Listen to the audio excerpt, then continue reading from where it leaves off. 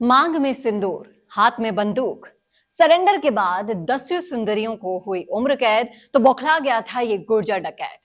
कौन था ये डकैत और कैसे हुआ इसका अंत, सब कुछ बताऊंगी आपको इस वीडियो में, इसलिए इस वीडियो को लास्ट तक जरूर देखिएगा। नमस्कार, मैं हूं चेतना शर्मा आपके साथ और आप देखना शुरू कर चुके हैं राजस्थान संवाद। तो मांग में लाल सिंदूर लिए और हाथों में बंदूक लिए कुख्यात डकैत अरविंद गुर्जर के साथ जब 3 दस्यु सुंदरियां सरेंडर करने आई तो उन्हें देखने के लिए भारी भीड़ उमड़ पड़ी थी। हथियार डालने वाली दस्यु सुंदरियों में एक डकैत अरविंद गुर्जर की पत्नी भी थी। इन दस्यु सुंदरियों को जब उम्र कैद हुई तो डकैत अरविंद गुर्जर बौखला गया था। सरेंडर करने के 60 साल बाद उसने हथियार उठाने का ऐलान किया था। 90 के दशक में अरविंद गुर्जर के साथ सरेंडर करने वाली सुंदरियों में अनीता कछवाहा, शीला इंदौर और गंगा पांडे थी। अनीता कछवाहा अरविंद गुर्जर की पत्नी थी। दरअसल चंबल में अन्याय और अत्याचार के खिलाफ हथियार उठाने वालों को बागीरों का नाम मिलता था। वहीं 90 के दशक में जितने भी डाकू हुए उनमें से एक पर भी अन्याय नहीं हुआ था। सभी गलत संगत में पड़कर और धौंस जमाने के लिए बीहड़ में कूद पड़े थे। बंदूक के बल पर इन लोगों ने बीहड़ से खूब पैसा कमाया, साथ ही मजबूरी का फायदा उठाकर महिलाओं का शोषण भी किया। डाकू अरविंद गुर्जर और रामवीर भी इसी फहरिस्त में शामिल हैं। दोनों ने बीहड़ में रहकर शादी की और अपराधों में उन महिलाओं को शामिल किया जो उनकी पत्नियां थी। इनको अदालत ने जब सजा सुनाई तो बीहड़ में कूदने की इन्होंने फिर से धौंस दे दी, लेकिन ये धमकी सिर्फ कोरी साबित हुई।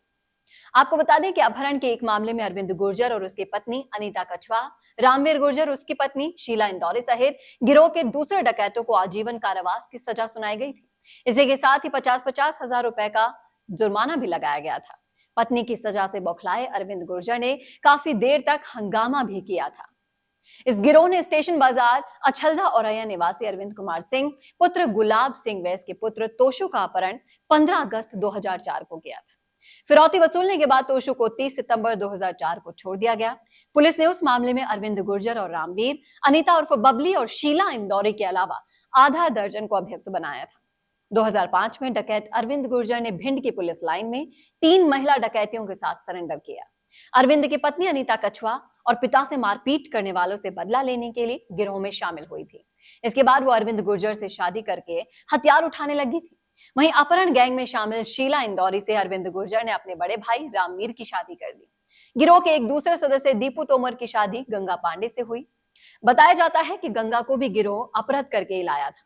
दस्यु अरविंद गुर्जर चंबल का पहला ऐसा डकैत था जिसने सबसे पहले अपने लिए कीपैड मोबाइल खरीदा था। वो मोबाइल से अपने संरक्षण दाताओं से बात किया करता था और 2005 में जब डकैत अरविंद से भिंड पुलिस लाइन में सरेंडर किए तब भी उसके पास नोकिया का ही मोबाइल था। सरेंडर के बाद भी उसने कई बार मोबाइल से बात की थी। एक पुलिस अधिकारी ने बताया कि मोबाइल के जरिए ही उसे सरेंडर के लिए तैयार किया गया था। जुर्म की दुनिया में आने से पहले अरविंद इंदौर में प्राइवेट नौकरी करता था और यहीं से उसने मोबाइल के बारे में जानकारी ली थी। समर्पण के समय भी उसने पुलिस के सामने ये मांग रखी थी कि उसे जेल में मोबाइल रखने की छूट दी जाए और जेल मैनुअल का हवाला देकर उसे ये छूट तो नहीं दी गई।